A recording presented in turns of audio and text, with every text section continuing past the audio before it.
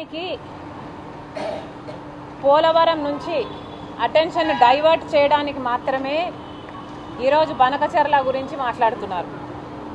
అసలు పోలవరం ప్రాజెక్టు బ్రహ్మాండమైన ప్రాజెక్టు, ఆంధ్ర రాష్ట్రానికి లైఫ్ లైను, ఆంధ్ర రాష్ట్రానికి ఈ ప్రాజెక్టు చాలా అవసరము అనే దీనికి జాతీయ హోదా ఇచ్చి మరి పోలవరం ప్రాజెక్టు విభజన హామీలలో ఒకటిగా చేర్చి ఇది ఆంధ్ర రాష్ట్ర ప్రజలకు ఇచ్చిన వాగ్దానంగా నిలబడింది. మరి అలాంటప్పుడు పోలవరం ప్రాజెక్టుని ఎలా లైట్ తీసుకుంటారు?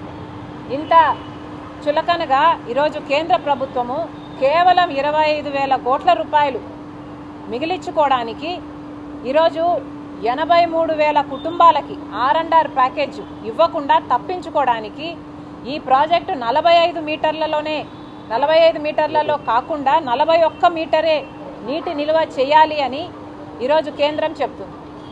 ఒరిజినల్గా 2019లోనేమో దీని రివిజన్ జరిగినప్పుడు పోలవరం పూర్తి చేయడానికి 50,000 కోట్ల రూపాయలు అవుతుంది అనుకుంటే దానికి కేంద్రం మేము మొత్తం 50,000 కోట్ల రూపాయలు ఇయ్యము, దీని ప్రాజెక్టుని 41 మీటర్లకే కుదిస్తున్నాము అని చెప్పి పార్లమెంటులో సైతం నిర్మలా సీతారామన్ ఫైనాన్స్ మినిస్టర్ సైతం 41 మీటర్లకే ఇది కుదిస్తున్నాము, దానికి సంబంధించి మాత్రమే ఇప్పుడు డబ్బు విడుదల చేస్తున్నాము అంటే కనీసం ఒక్క ఎంపీ అయినా, ఏ పార్టీకి చెందిన ఒక్క ఎంపీ అయినా, ఆంధ్ర రాష్ట్రానికి చెందిన 25 మంది లోక్సభ ఎంపీలైనా లేక రాజ్యసభ ఎంపీలైనా ఏ పార్టీ వాళ్ళైనా ఒక్కరైనా నోరెత్తారా?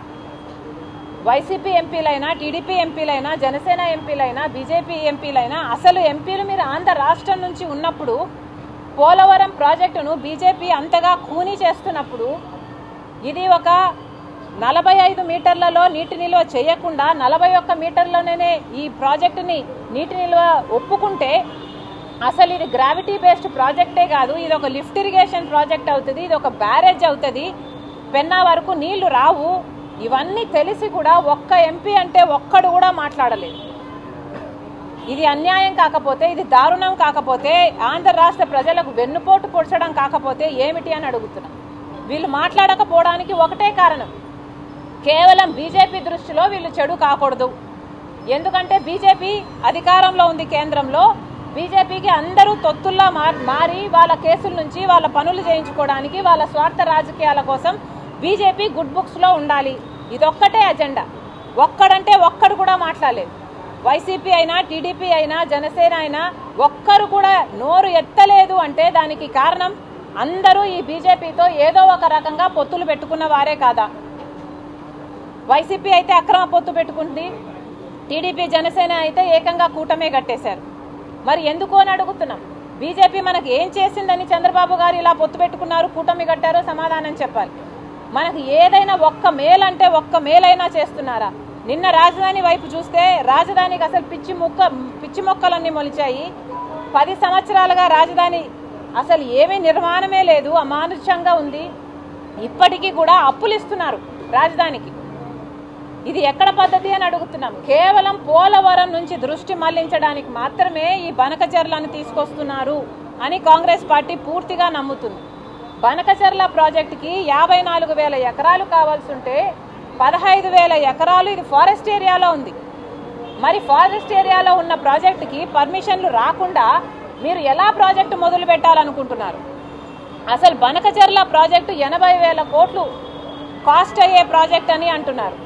మరి అంత డబ్బు ఎక్కడి నుంచి తెస్తాడు చంద్రబాబు గారు? ముందు పర్మిషన్లు అని తిరుగుతున్నారే, ఈ పర్మిషన్లతో పాటు 80,000 కోట్ల రూపాయలు ఎక్కడి నుంచి తెస్తారో, లేక కేంద్రమే 80,000 కోట్లు ఇస్తుందో, ఇది పార్లమెంటులో వాళ్ళు అష్యూరెన్స్ ఇచ్చిన తర్వాతనే చంద్రబాబు గారు బనకచెర్ల గురించి మాట్లాడాలని కాంగ్రెస్ పార్టీ డిమాండ్ చేస్తుంది. మొత్తానికి బనకచెర్ల ప్రాజెక్టు కంటే కూడా పోలవరం ప్రాజెక్టుకు వీళ్ళు కట్ చేయాలనుకుంటున్న 25,000 కోట్ల రూపాయలు ఇచ్చి జలయజ్ఞంలోని హంద్రీనివా ఇలాంటి ప్రాజెక్టులు, మిగిలిన ప్రాజెక్టులన్నీ పూర్తి చేస్తే సగంలోనే అయిపోతుంది. 80,000 కోట్లు అవసరం లేదు. జలయజ్ఞంలో బ్యాలెన్స్ ప్రాజెక్టులు, పోలవరం ప్రాజెక్టు పూర్తి చేసుకుంటే బనకచెర్ల ఇచ్చే నీళ్ల కంటే ఇంకా ఎక్కువ నీళ్లు, ఇంకా ఎక్కువ సస్యశ్యామలం అవుతుంది మన రాష్ట్రం. అవన్నీ పక్కన పెడతారట, ఇప్పుడు బనకచెర్లను ఎత్తికేసుకుంటారట. అసలు దీనికి డబ్బులు ఎక్కడున్నాయి? దేనికైనా డబ్బులు ఎక్కడున్నాయి? పోలవరం ప్రాజెక్ట్ అన్నది జాతీయ ప్రాజెక్ట్, రాజధాని అన్నది మనకు కట్టివ్వాలి, డబ్బులు ఇవ్వాలి, ఫ్రీగా ఇవ్వాలి అన్నది మన ఒప్పందం, మన హామీ. అలాంటప్పుడు అవన్నీ మర్చిపోయి ఇప్పుడు కొత్తగా బనకచెర్ల అని అంటున్నారే. అసలు మనకు హక్కులు అయిన పోలవరము రాజధానికే మనం డబ్బులు తెచ్చుకోలేకపోతే బనకచెర్లకి ఎలా డబ్బులు తెచ్చుకుంటాం? చంద్రబాబు గారు సమాధానం చెప్పాలి. కేవలం ఇది అడ్వాన్సులు మొబిలైజేషన్ అడ్వాన్సులు తీసుకొని ఇది ఒక ఏటీఎంగా తయారు చేయడానికి మాత్రమే బనకచెర్ల ప్రాజెక్టును ముందుకు తీసుకొచ్చారు చంద్రబాబు గారని కాంగ్రెస్ పార్టీ ఆరోపిస్తుంది. ముందు పోలవరం కథ తేల్చండి, జలయజ్ఞంలోని బ్యాలెన్స్ ప్రాజెక్టుల కథ తేల్చండి. అవన్నీ మాట్లాడిన తర్వాత బనకచెర్లకు అన్ని పర్మిషన్లు వచ్చాక డబ్బులు కూడా అష్యూరెన్స్ పార్లమెంట్లో ఇచ్చిన తర్వాతనే బనకచెర్ల గురించి ఆలోచన చేయాలని కాంగ్రెస్ పార్టీ స్పష్టంగా చెప్తుంది. పవన్ కళ్యాణ్ హిందీ భాష గురించి మాట్లాడారు. హిందీ భాష పెద్దమ్మ లాంటిది, మాతృభాష లేదు, హిందీ భాష పెద్దమ్మ లాంటిది, దాన్ని అందరూ ప్రోత్సహించాలని ఆయన చెప్తున్నారు. గతంలో హిందీ భాషని మా మీద రుద్దొద్దన్న పవన్ కళ్యాణ్ ఇప్పుడు మద్దతుగా మాట్లాడడానికి పవన్ కళ్యాణ్ గారు జనసేనలో ఉన్నారో మరి బీజేపీ పార్టీలో ఉన్నారో మరి మాకైతే అర్థం కావటం లేదు. జనం కూడా కన్ఫ్యూజన్లోనే ఉన్నట్టున్నారు.